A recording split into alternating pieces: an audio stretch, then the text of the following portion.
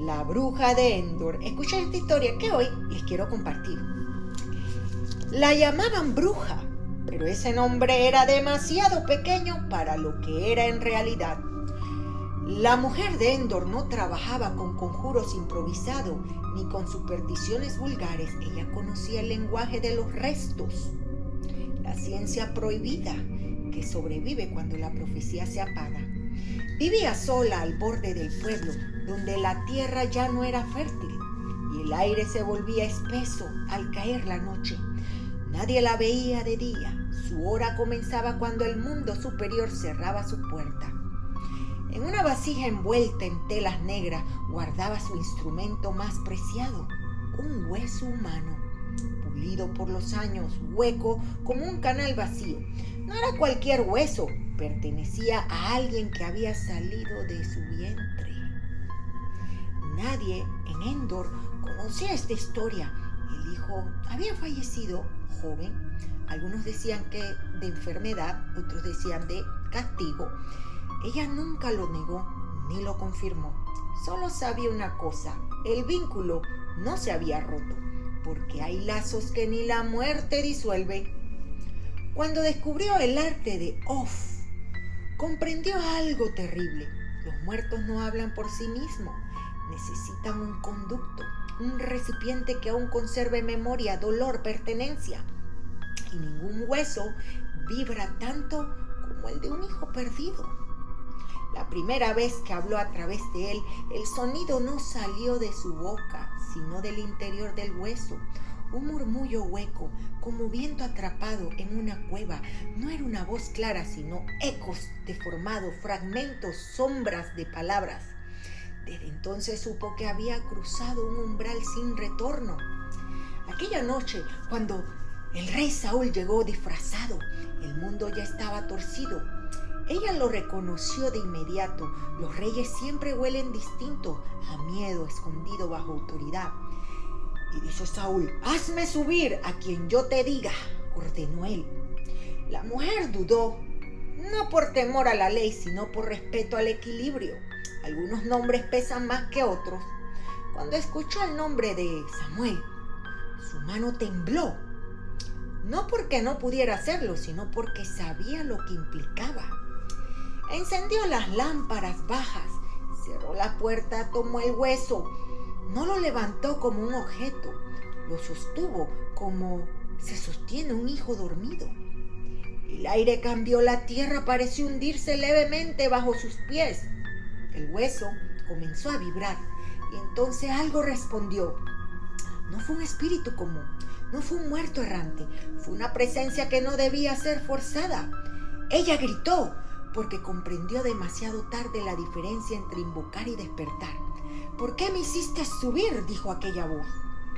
En ese instante la mujer de Endor entendió la verdad final del arte que había practicado toda su vida. El Off no controla, solo abre, y lo que entra nunca lo hace sin cobrar un precio.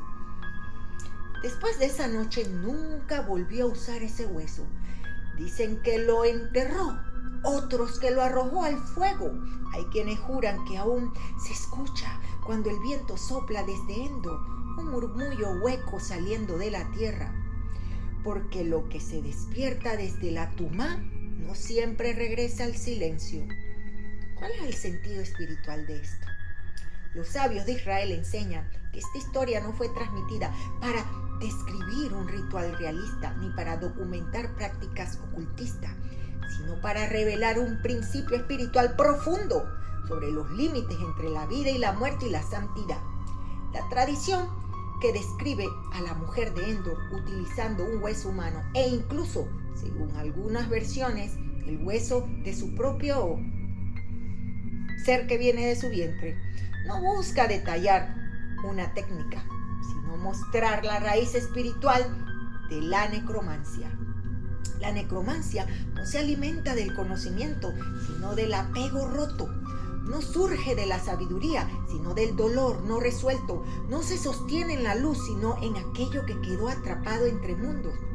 Por eso los sabios explican que esta práctica utilizan restos del pasado, tanto en sentido literal como espiritual. El hueso representa lo que quedó después de que la vida se retiró. Memoria sin alma, forma sin propósito, vínculos sin rectificación. Cuando una persona intenta comunicarse con los muertos fuera del marco de la santidad, no está elevando al alma, sino anclándola. En lugar de permitirle continuar su proceso, la retiene en planos bajos, alimentándose de su ausencia, de su nostalgia, de su dolor. En términos cabalísticos, esto abre puerta a fuerzas de tumá, impureza, no porque el muerto sea impuro, sino porque el acto nace de una ruptura del orden espiritual. El problema no es el alma, sino el canal. El off no consiste en dominar el mundo espiritual, sino en vaciarse para que algo hable a través de uno. Y cuando el canal no está consagrado, lo que entra no es profecía, sino distorsión. Por eso los sabios enfatizan que el error no está en buscar respuesta, sino en buscar vida donde ya no hay vida activa. La relación correcta con las almas se da a través del recuerdo sagrado, la elevación, las plegarias y las buenas acciones, no mediante la invocación forzada. Todo contacto con los muertos fuera de la santidad termina trayendo destrucción, confusión interior, ruptura emocional, debilitamiento espiritual y pérdida de discernimiento. No porque existe un castigo externo, sino porque se altera el equilibrio entre los mundos. Por esta razón la Torá prohíbe radicalmente estas prácticas, no como censura, sino como protección, no por miedo, sino por compasión hacia el alma humana. La historia de la mujer de Endor es en esencia una advertencia. Cuando el dolor no se transforma, se convierte en portal, y no todo portal conduce a la luz. Así que aquí te dejo con esta historia de mucha, pero mucha reflexión. Shalom, shalom. Si te gustan mis videos, compártelos y dale like.